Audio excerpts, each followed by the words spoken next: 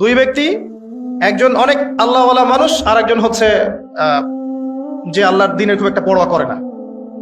তো এই বন্ধু সেই বন্ধুকে দাওয়াত দেয়, দিনের পথে আসো, দিনের পথে আসো আসো। এই ব্যক্তি শোনে না। তো একদিন এই ব্যক্তি বলে ফেললো, যে ব্যক্তি একটু পায়াস টাইপের রিলিজিয়াস মুসলিম, সে বলে ফেললো যে আল্লাহ তোকে কখনো মাফ করবে না। কথাটা শোনেন, আল্লাহ তোকে মাফ করবে না, তোকে এত ডাকি দাওয়াত দিই, তুই কথা শুনিস না। মৃত্যুর পরে আল্লাহ পাক এই দুইজনকে জীবিত করলেন। জীবিত করে বললেন, কে তোমাকে ইখতিয়ার দিয়েছে যে আমি কাউকে ক্ষমা করব কি করব না এই বিষয়ে সিদ্ধান্ত দেওয়ার? আজকে আমি ওকে মাফ করে দিলাম আর তোমাকে জাহান্নামে দিলাম। যাও। যার মনের মধ্যে যাররা পরিমাণ অহংকার থাকবে সে ব্যক্তি জান্নাতে যেতে পারবে না।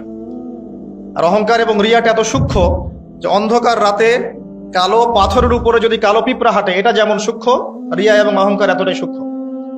এবং যখন আপনারা ইসলামিক ব্যক্তিত্বদেরকে নিয়ে আইওয়াশ এবং শোডাউনে লিপ্ত হন, তখন অহংকার তাদের মনের মধ্যে চলে আসতে পারে। এই বিষয়গুলো থেকে সম্পূর্ণ দূরে থাকা উচিত। আল্লাহ পাক আপনাদেরকে বোঝার তৌফিক দান করুন।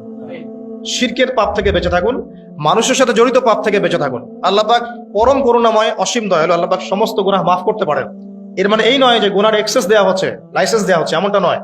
আল্লাহ পাকের দয়া বোঝানো হচ্ছে। আল্লাহ আপনাকে ভালোবাসেন এবং আল্লাহই আপনাকে প্রকৃত অর্থে ভালোবাসেন, বাকিরা আপনাকে স্বার্থের জন্য ভালোবাসেন। মনে রাখবেন, প্রকৃত অর্থে শুধু আল্লাহই তার বান্দাদেরকে ভালোবাসেন, বাকিরা মানুষের অবস্থানকে ভালোবাসে, মানুষের ব্যক্তি সত্তাকে নয়, আপনার আত্মাকে নয়, আপনার অবস্থানকে। এটা আপনি হারে হারে উপলব্ধি করবেন যত দিন যাবে। বাকি বিষয়গুলো স্বার্থকেন্দ্রিক। আল্লাহ রাব্বুল আলামিনের ভালোবাসা স্বার্থকেন্দ্রিক নয়, নিঃস্বার্থ। আল্লাহর জন্য ভালোবাসুন। মাকে ভালোবাসেন আল্লাহর জন্য, বাবাকে ভালোবাসেন আল্লাহর জন্য, আপনি সন্তান সন্ততিকে ভালোবাসেন আল্লাহর জন্য, স্ত্রীকে ভালোবাসেন আল্লাহর জন্য। তাদের জন্য করেন আল্লাহকে সন্তুষ্ট করার জন্য, তাদের কাছে কিছু পাওয়ার আশায় না। যখন আপনি কারো কাছে কিছু পাওয়ার আশা করবেন, তখন তার কাছ থেকে কষ্ট পাবেন।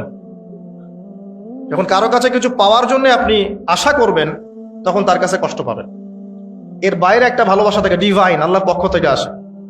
সেই দুই ব্যক্তি যারা আরশের ছায়া ছায়া পাবে, ওই 7 শ্রেণীর মধ্যে এক শ্রেণী হচ্ছে ওই দুই ব্যক্তি যারা একে অপরকে শুধু আল্লাহর জন্য ভালোবাসত। এই ভালোবাসা, মুআমালাত, আপনার ওঠা বসা, চলাফেরা, ইবাদত, প্রতিটা কাজ হোক শুধু আল্লাহর সন্তুষ্টির জন্য। এটাই হচ্ছে তাওহীদের চূড়ান্ত লেভেল। তখন গিয়ে আপনি আল্লাহর মারিফত বুঝতে পারবেন, আল্লাহকে আপনি আপন করে পাবেন। যখন ডাকবেন দেখবেন আল্লাহ আপনার কাছে আছে। এমন সময় দেখবেন মনে মনে কিছু চিন্তা করেছেন যে আমার এটা দরকার, দেখবেন বাসায় গিয়ে ওটা হাজির আপনার সামনে।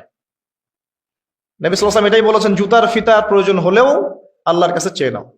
তোমার যদি জুতার ফিতার প্রয়োজন হয় আল্লাহর কাছে চেয়ে নাও, কারো কাছে চেয়েও না। আব্দুর রহমান বিন আউফ রাদিয়াল্লাহু আনহু মদিনায় গিয়েছেন হিজরত করে। অন্য একজন সাহাবী বলছেন, আমার 2টা বাড়ি আছে, একটা নিয়ে নেন, 2টা জমি আছে, একটা নিয়ে নেন। আব্দুর রহমান বিন আউফ তিনি বলছেন, আরিনি আইনা সুক, আমাকে দেখিয়ে দাও যে বাজার কোথায়। অল্প কিছু খেজুর কিনলেন, আল্লাহর প্রতি তাওয়াক্কুল করে গায়রাতের পরিচয় দিলেন, ব্যক্তিত্বের পরিচয় দিলেন, দিয়ে তিনি চলে গেলেন বাজারে। বাজারে গিয়ে ব্যবসা শুরু করলেন।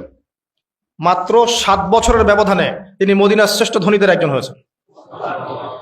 আল্লাহর হয়ে যান, শুধু আল্লাহকে আপন করে নেন, দেখবেন সবকিছু আপনার অনুকূলে ইনশাআল্লাহ। ইন্না সলাতি ওয়া নুসুকি ওয়া মাহইয়ায়া ওয়া মামাতি লিল্লাহি রাব্বিল আলামিন, এই কনসেপ্টে আসেন। ইব্রাহিম আলাইহিস সালাম বলেছেন, আমার সালাত, আমার যত কুরবানি, আমার জীবন, আমার হায়াত, মৃত্যু সবকিছু আল্লাহর জন্য। তখন দেখবেন দুনিয়াতে যদি আল্লাহর পথে চলতে আপনি বাধা পান, বিপত্তি পান, কষ্ট পান, দুঃখ কষ্ট আসে, বালা মুসিবত আসে, আপনার মুখে হাসি থাকবে। আপনি বুঝবেন এগুলো আল্লাহর জন্য, আল্লাহ এগুলোর প্রতিদান দিবেন ইনশাআল্লাহ।